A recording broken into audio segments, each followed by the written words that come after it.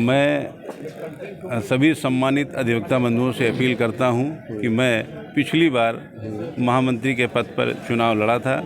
310 vote आप सभी ने हमको दिया था।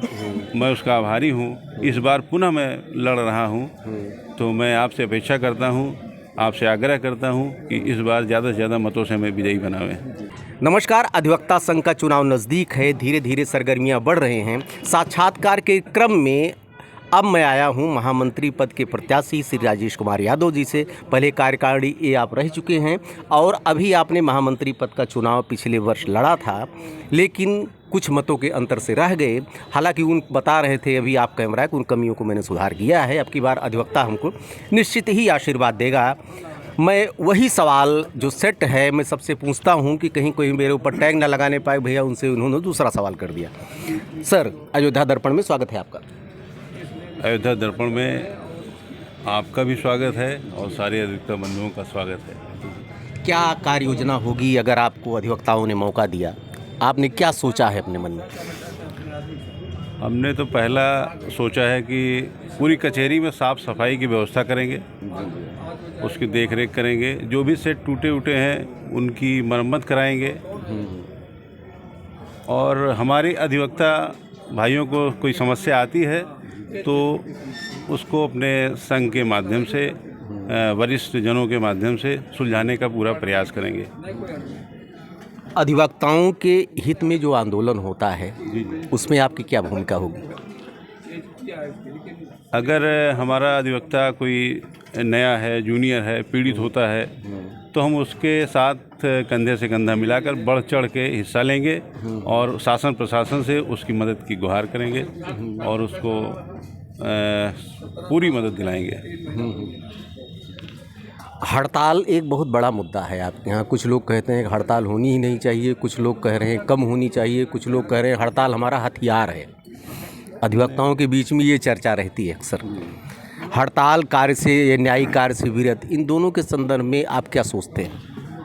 ज़्यादातर हड़तालें, जैसे मान लीजिए हमारे संघ में 5000 अधिवक्ता हैं जो सदस्य हैं। कभी ये बीचों में इनका बीच में कोई सीनियर है, कोई बीमारी से निधन हो जाता है तो उस दिन हम कार्य विरत रहते हैं। वो तो रहना अनिवार्य है, क्योंकि परिवार का कोई सदस्य अगर चला जाता है तो सारा संघ जो है शोकाकुल रहता है, इसलिए हम लोग उस विरत पे जाते हैं। और रही बात किसी अधिवक्ता के साथ कोई प्रशासन पुलिस जाति करती है तो अगर उन पीड़ित अधिवक्ता की समस्या शासन प्रशासन नहीं सुनता है तो उसके एवज में हम लोग एक विरत करके एक संदेश देना चाहते हैं शासन प्रशासन को कि हमारे अधिवक्ता को न्याय मिले और उसकी समस्या का समाधान हो। यही है। महिला अधिवक्ताओं की संख्या इधर काफ़ी दिनों में बढ़ रही है और महिलाओं की इशू थोड़ा डिफरेंट होते हैं पुरुषों की अपेक्षा। उनकी नीड अलग अलग होती है उनकी। तो आप महिलाओं के संदर्भ में जो भी उनकी आवश्यकताएं हैं, जो ज़रूरतें हैं, उनको पूरा करने के लिए क्या करेंगे? अब हमारे यहाँ महिलाओं के लिए एक शौचालय व्यवस्था है, उसको और बढ़िया करेंगे, क्योंकि बहुत अच्छा नहीं है। उसमें वादकारी भी जाते हैं, महिला अधिवक्ता भी जाती हैं। उसके लिए एक नया शौचालय की व्यवस्था कराएंगे जिससे महिलाओं को दिक्कत ना आए और उनके लिए बैठने की एक व्यवस्था कराएंगे। नए अधिवक्ता भी आ रहे हैं, उनकी संख्या बढ़ रही है, युवाओं की। उनके लिए क्या योजना है आपकी? अब ज़्यादा से ज़्यादा नए अधिवक्ता को सदस्य बनाना है और ज़्यादा से ज़्यादा कार्य दिवस हो जिससे वो आवें और न्यायालय पर जाएं, कार्य सीखें और अपने सीनियरों का सम्मान करें। यही मेरी अपेक्षा है। आज एक डिजिटल इंडिया हो गया है और पहले का कलेवर चेंज हो चुका है। केवल आपके न्यायिक कार्य में ही नहीं, चाहे व्यवसायिक कार्य हो, चाहे सरकारी कार्य हो, अब सब कुछ डिजिटली हो गया है। धीरे धीरे कागज़ का काम अब ख़त्म होता जा रहा है। देख रहे हैं आने वाले 10 साल में तो हमको लगता है जीएस में, जीके में प्रश्न भी आएगा, अब कागज़ क्या होता था, इसको भी बच्चे टिक करेंगे। आप ये बताइए कि आपके यहाँ वाईफाई भी नहीं है और जैसे कचहरी में प्रवेश करते हैं लगता है जैसे जैमर लग गया है, जैसे जेलों में व्यवस्था की जाती है। तो उसके लिए क्या व्यवस्था है आपकी? हमें जहाँ तक मालूम है कि हमारे पिछली 2 रिजीमों में वाईफाई की व्यवस्था थी। हो सकता है कोई दिक्कत आ गई हो, इस समय नहीं चल रहा। लेकिन हम अगर चुन के आते हैं तो वाईफाई की पूरी व्यवस्था कराएंगे और लाइब्रेरी वगैरह भी जो है डिजिटल कराएंगे जी जी। और जिससे कि हमारे जो अधिवक्ता भाई हैं उनको रूलिंग्स वगैरह निकालने में कोई असुविधा ना हो। जी जी। हेल्थ इशू बहुत आ रहा है इधर, वो चाहे अब पहले तो बुज़ुर्गों में था, लेकिन अब तो आज के समय में खान पान इस तरह से हो गया है, युवाओं में भी ज़्यादा आ रहा है। और जो 1 लाख रुपए आपके यहाँ दिया जाता है हेल्थ के लिए, वो बहुत कम है। तो उसके लिए क्या आपकी योजना है? कोई हेल्थ पॉलिसी वगैरह करवाएंगे उनके लिए? हाँ, हेल्थ के लिए पहली चीज़ तो ये है कि पहले 20,000 था, 30,000, 50,000, अब 1 लाख हो गया है और भी कम है। कम है। जी जी। कोशिश करेंगे कि वो बढ़ाया जाए अपने कार्य समिति के माध्यम से और सदन के माध्यम से उसको बढ़ाने की कोशिश करेंगे। 1 लाख से 1.5 लाख हो जाए। और अधिवक्ता का कोई इनकम तो है नहीं, ये वकालतनामा जो हमारा बिकता है इसी से हमारे अधिवक्ताओं की जो भी योजनाएं हैं उसका संचालन होता है। हमारे जो स्टाफ है उनका वेतन होता है, दिया जाता है। यही सब योजनाएं वकालत से चलती हैं और हमारे पास कोई अर्निंग का स्रोत तो है नहीं, या कुछ दुकानें हैं उससे उनका वेतन दिया जाता है कर्मचारियों का। जी जी जी। और मेडिकल तो बहुत कम है 1 लाख रुपए, उसको बढ़ाने का विचार करेंगे क्योंकि बीमारियां आजकल बहुत गंभीर आ रही हैं। किसी बीमारी में कम से कम अगर गंभीर बीमारी 5 लाख रुपए खर्च होता है। हम शासन से ये मांग करना चाहेंगे कि ये क्या बोलते हैं, अंशुमान कार्ड जो ये सबका बना हुआ है गांव में, एक किसान का, आम आदमी का, तो वकीलों का अंशुमान कार्ड बनना चाहिए और कम से कम 10 लाख रुपए का होना चाहिए। जी जी जी जी। इससे कम अधिवक्ता का अंशुमान कार्ड नहीं होना चाहिए।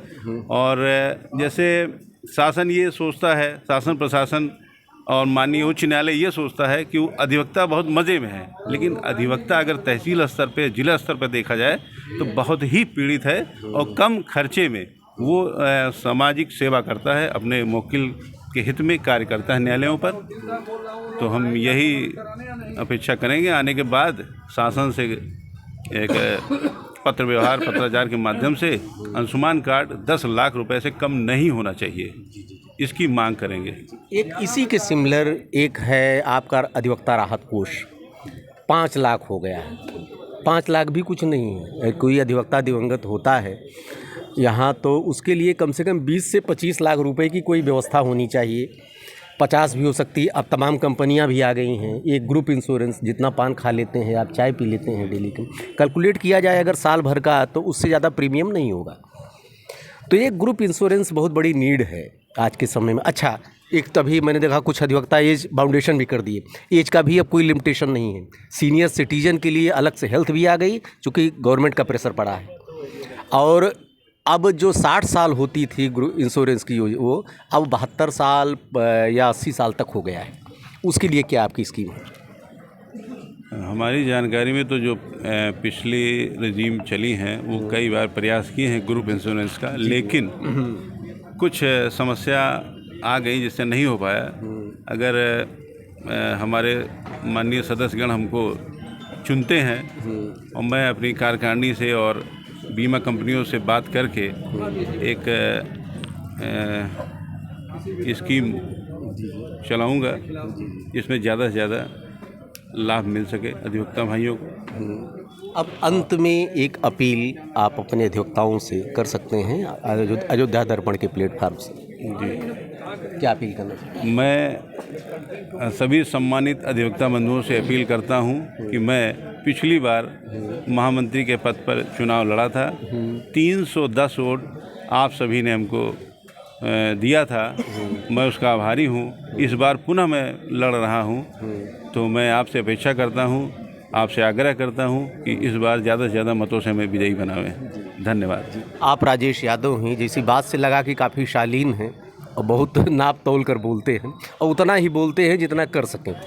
अब देखिए आने वाले समय में अगर अधिवक्ता इनको आशीर्वाद देता है तो अपने दावे पे कितने खरे उतरते हैं देखना होगा। फिलहाल देखते रहिए अयोध्या दर्पण। धन्यवाद आपको।